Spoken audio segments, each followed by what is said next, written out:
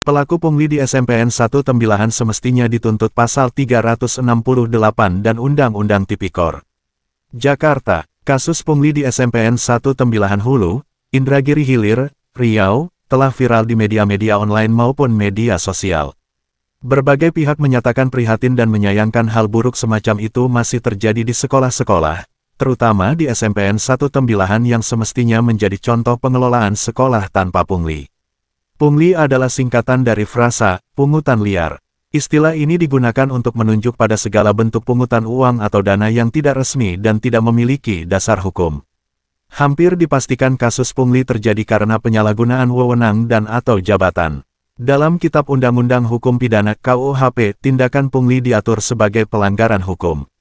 Pelaku pungli dapat dijerat dengan dugaan melakukan tindak pidana pelanggaran pasal 368 KUHP.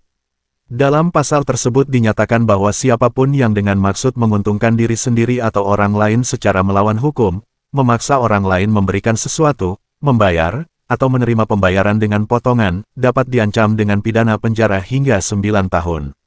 Sebelumnya, KUHP telah mengidentifikasi transaksi haram alias melawan hukum ini dengan beberapa istilah, yakni pemerasan pasal 368, gratifikasi, hadiah, pasal 418, serta perbuatan melawan hukum dan penyalahgunaan wewenang pasal 23.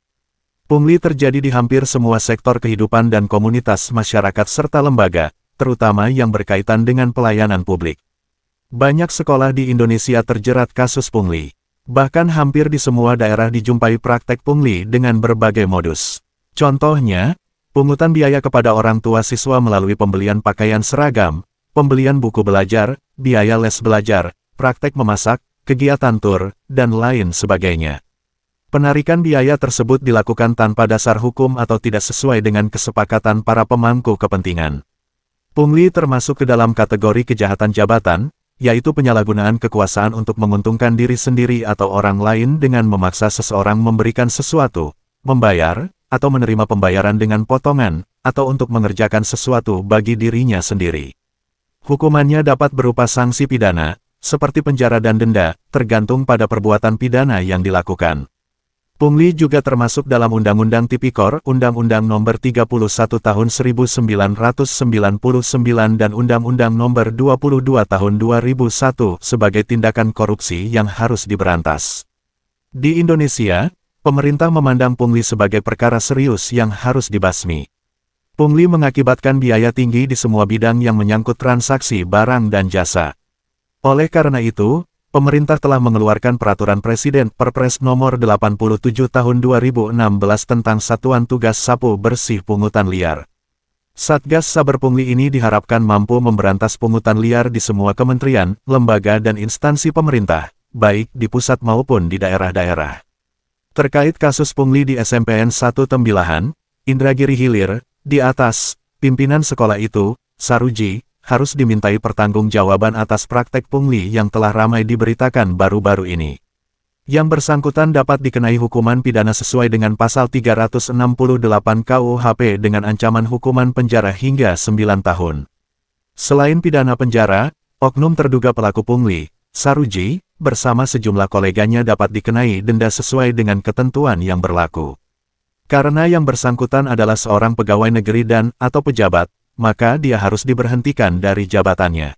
Pemerhati Pendidikan Indonesia yang juga merupakan guru PMKN SMPN Sapat, Kuala Indragiri, Inhil periode tahun 1990 sampai tahun 1993, Wilson Lalengke, SPD, MSc, MA, mengatakan bahwa pemberian sanksi berat harus diterapkan terhadap pelaku pungli di SMPN 1 Tembilahan Hulu. Hal ini, menurutnya, karena akan menjadi barometer bagi para kepala sekolah dan guru-guru di sana dalam keseharian mereka di sekolah di masa mendatang. Jika hanya disanksi pencopotan jabatan dan atau penurunan pangkat, hal itu akan menjadi bahan tertawaan dan olok-olok, dianggap hanya sebuah permainan hukum saja, sementara pungli akan tetap marak terjadi di sekolah-sekolah. Lebih parahnya, mereka akan melakukannya secara sembunyi-sembunyi.